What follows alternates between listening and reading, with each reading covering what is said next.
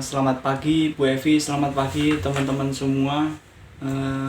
Perkenalkan, nama saya M. Yunus Faisal.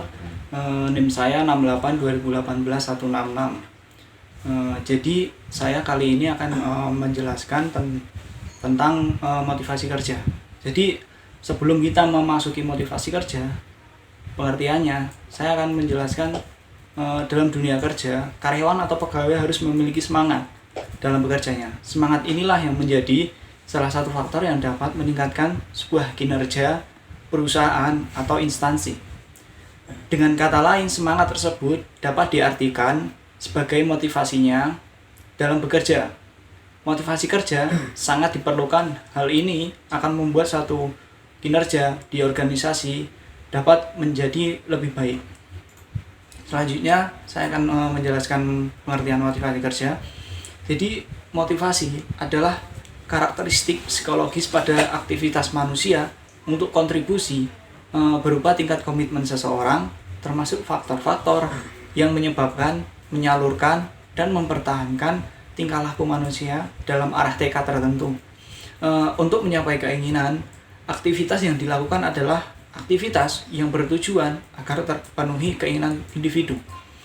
Motivasi kerja adalah suatu daya penggerak yang mampu menciptakan kegairahan kerja dengan membangkitkan, mengarahkan, dan berperilaku kerja serta mengeluarkan tingkat upaya untuk memberikan kontribusi yang sebesar-besarnya dalam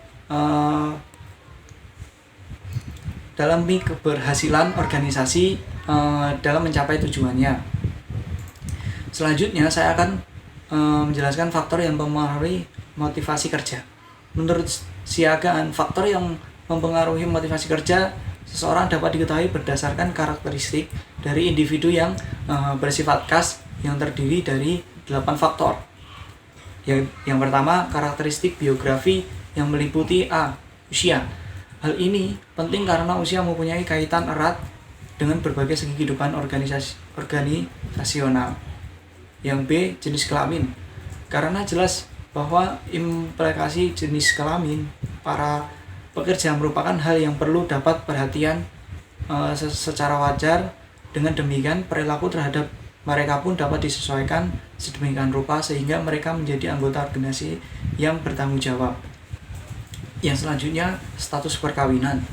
Dengan status ini, secara tidak langsung dapat memberikan petunjuk cara dan teknik motivasi yang cocok digunakan bagi para pegawai yang telah menikah dibandingkan dengan pegawai yang belum menikah. Faktor yang mempengaruhi motivasi kerja. D. Jumlah tanggungan. Dalam hal ini, jumlah tanggungan seseorang mencari nafkah utama keluarga adalah semua orang yang biaya hidupnya tergantung pada pencari nafkah utama tersebut. E. Masa kerja. Dalam organisasi perlu diketahui masa kerja seseorang karena masa kerja seseorang merupakan satu indikator kecenderungan para pekerja dalam berbagai segi organisasian seperti produktivitas kerja dan daftar kehadiran. Yang selanjutnya, yang kedua, yaitu faktor kepribadian. Jadi kepribadian seseorang juga dapat dipenuhi motivasi kerja seseorang karena kepribadian sebagai keseluruhan cara yang digunakan oleh seseorang untuk bereaksi dan berinteraksi dengan orang lain. Yang selanjutnya, faktor persepsi. Jadi persepsi ini interpretasi seseorang tentang kesan sensorinya mengenai lingkungan sekitar akan sangat berpengaruh pada perilaku yang pada gilirannya menentukan faktor-faktor yang dipandangnya sebagai faktor organisasional yang kuat. Selanjutnya ada faktor kemampuan belajar. Jadi belajar adalah proses yang berlangsung seumur hidup dan tidak terbatas pada pendidikan formal yang ditempuh seseorang di berbagai tingkat lembaga pendidikan. Selanjutnya ada nilai-nilai yang dianut.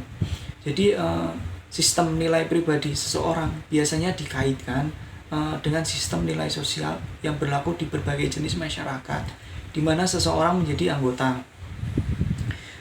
Selanjutnya faktor sikap. Jadi sikap merupakan suatu pernyataan evaluatif seseorang terhadap objek tertentu, orang tertentu, atau sikap tertentu, atau peristiwa tertentu. Artinya, sikap merupakan pencerminan perasaan seseorang terhadap sesuatu. Yang selanjutnya, yang ketujuh, ada kepuasan kerja.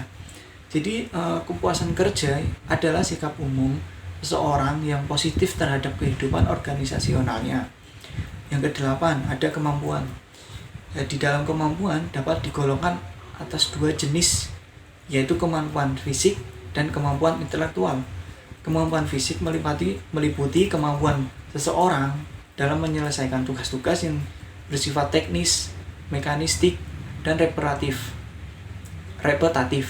Sedangkan kemampuan intelektual meliputi cara berpikir dalam menghadapi suatu masalah.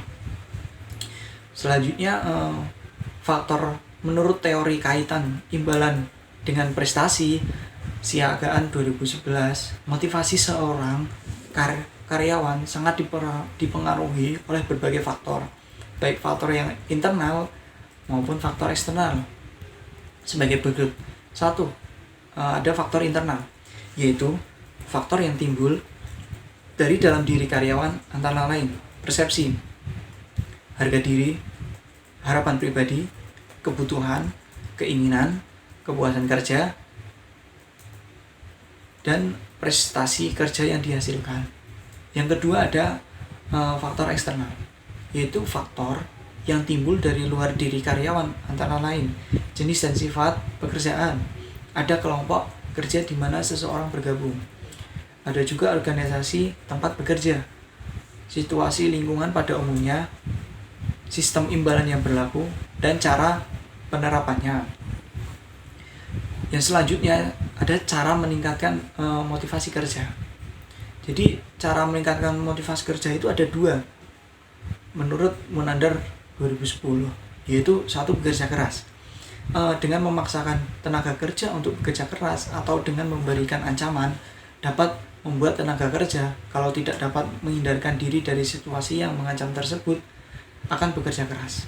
Misalnya, atasan ingin menegakkan disiplin kerja sehingga menuntut bawahannya datang tepat waktu dan tampak selama jam-jam kerja terus melaksanakan tugas mereka sampai berakhirnya jam kerja mereka, serta mengancam akan menghukum mereka yang sekian kali tidak datang tepat waktu atau yang tampak malas pada pekerjaannya.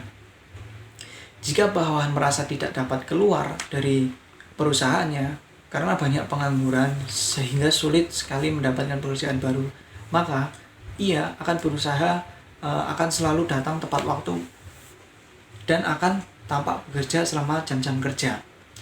Yang selanjutnya, ada yang kedua, itu memberi tujuan yang bermakna.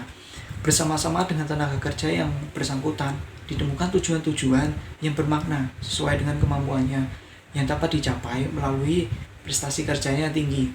Misalnya, tenaga kerja yang mengharapkan mampu mencicil rumah untuk dirinya setelah bekerja 5 tahun pada perusahaan, cicilan setiap bulannya tidak memberatkannya dan akan selesai dalam 10 tahun. Jika kebijakan perusahaan memungkinkan, maka ia akan bekerja dengan motivasi kerja yang tinggi. Sekian presentasi dari saya mengenai motivasi kerja. Terima kasih sudah menonton.